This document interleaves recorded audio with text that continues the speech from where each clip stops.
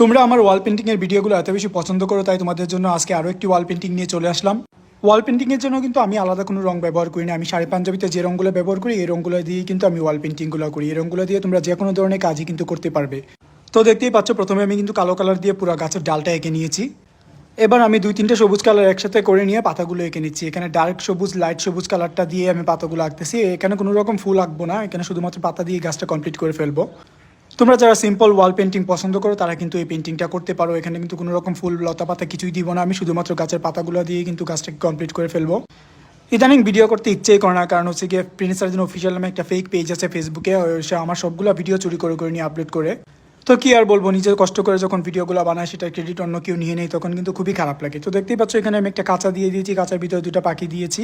তো 2টা পাখি উড়ে চলে যাচ্ছে। তো এইভাবেই আমি আমার ওয়াল পেন্টিংটা কমপ্লিট করে ফেললাম। তো আজকে তোমাদের কাছে ভিডিওটা কেমন লেগেছে অবশ্যই কমেন্টে জানাবে। আমাকে ফলো করতে কিন্তু ভুলবে না। Thank you so much.